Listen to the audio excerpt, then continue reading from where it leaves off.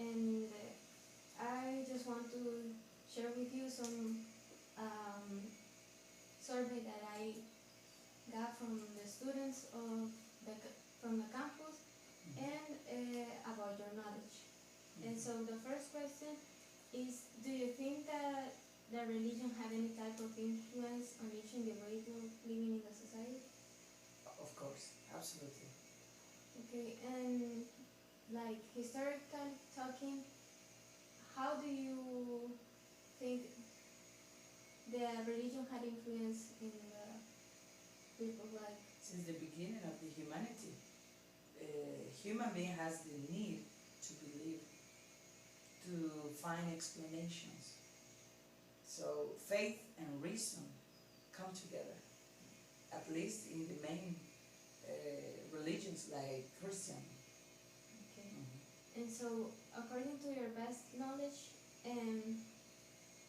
do you think that the religion has been transmitted to generation from generation, and it had influence in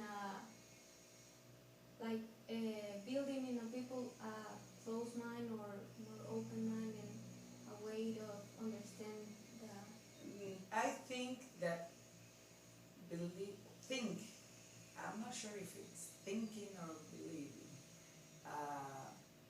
It's more like a prejudice to think that religious is a division between open-minded people and closed or narrow-minded people. And if you look at that, the underneath concept in that division, it's intolerance. Because in many periods of history, there has been clash of cultures and religions too. And intolerance has led the world to wars, most of the time as an excuse for other reasons, like the economical and political ones. But I can tell you that this division between open and narrow-minded people, it's an intolerant vision of the religion from the people that do not believe in any religion, that do not practice any religious practice.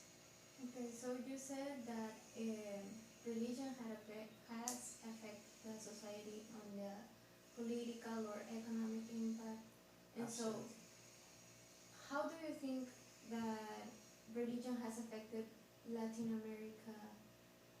Well, excellent question.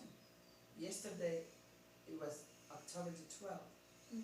It's another anniversary of the arrival of the Europeans, especially the Spanish, to our land. And they brought a new religion. A religion that stopped the man-eating practices from some civilizations, as we call them, like Aztecs, Mayas, and other groups. They stopped the human sacrifices that were practices for another religions too. So there is a big impact of the religion, especially the Christian, the Catholic religion. Not only Latin Americans, the Western civilization owes its existence to the Catholic Church. Why?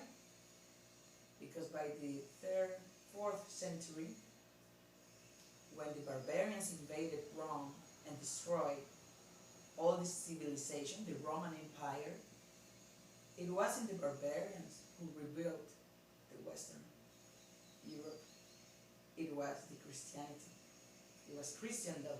When these barbarians converted and became Christians, then Europe was born. That's history. Okay, and why do you think that we have forgot that part of history and we just attribute just to the scientific part? That's an excellent question. I'm glad you made it.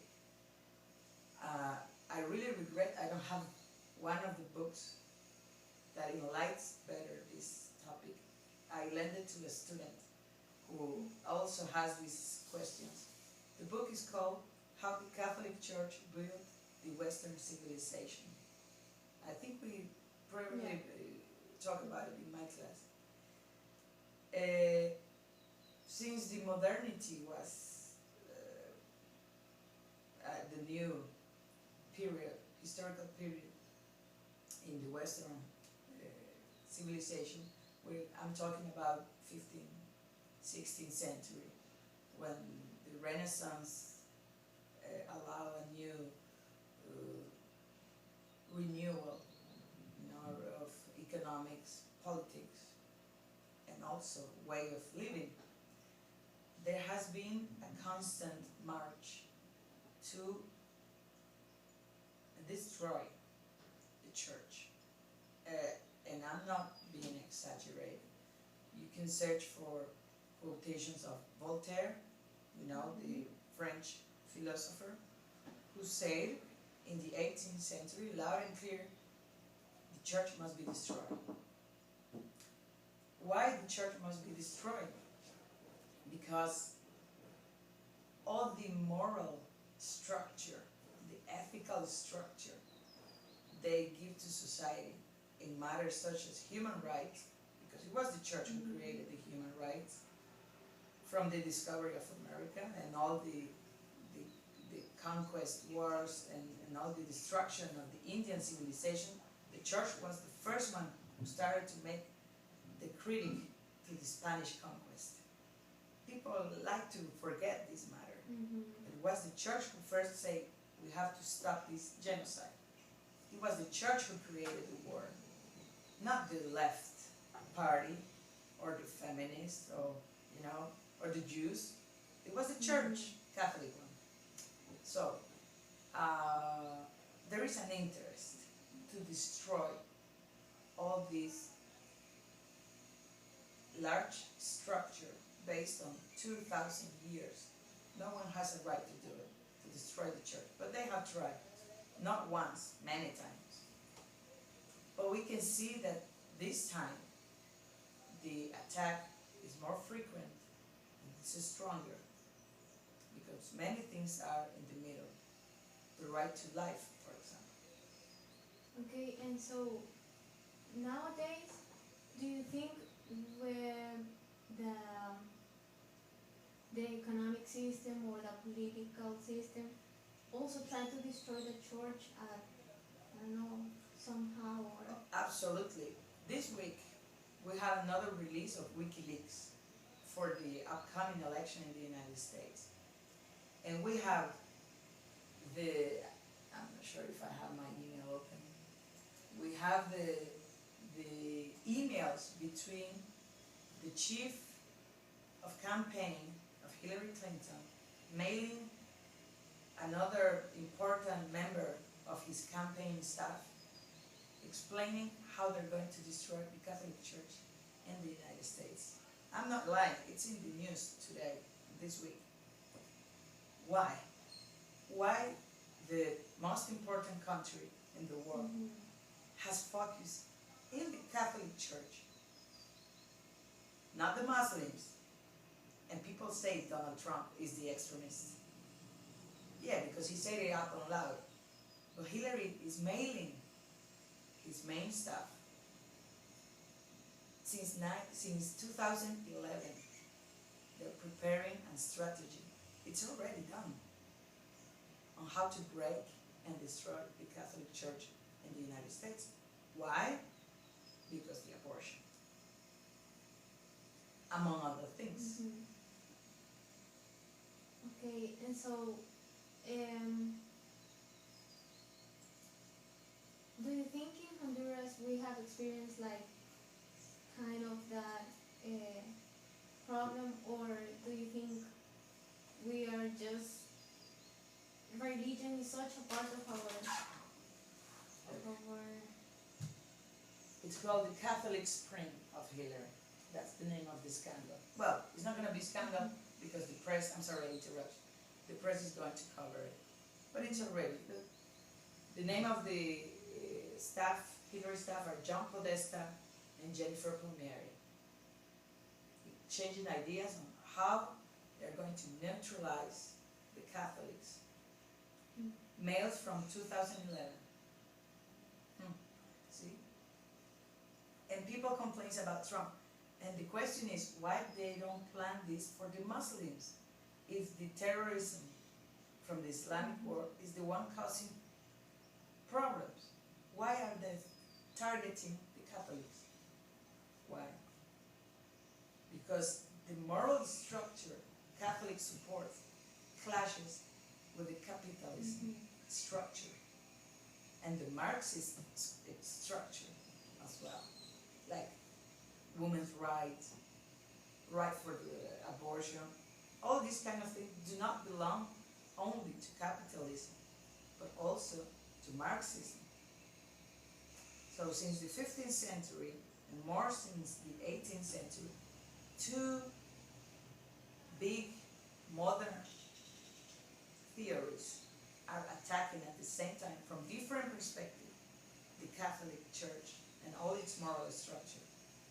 The capitalism with all this materialistic and profit perspective of things and lives, and the Marxist, which is also materialistic, but even more evil, I say. The Marxist goes even further than capitalism in this way of destroying. We can see the homosexual rights lobby. It's conducted by Marxists.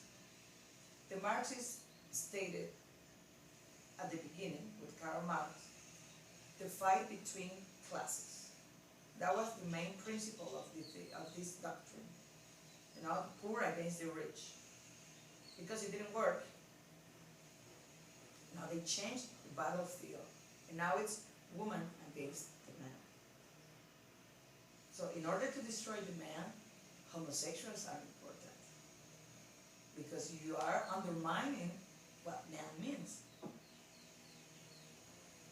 It's called cultural wars. You can research about it. Okay. Yeah, go ahead, otherwise we never finish. So, moving to like Honduras or specifically to Zamorano, do you think people is not interested in what religion means, or just because we see religion as a part of a culture, and yeah, we're all Christians because it's the most popular, but we don't really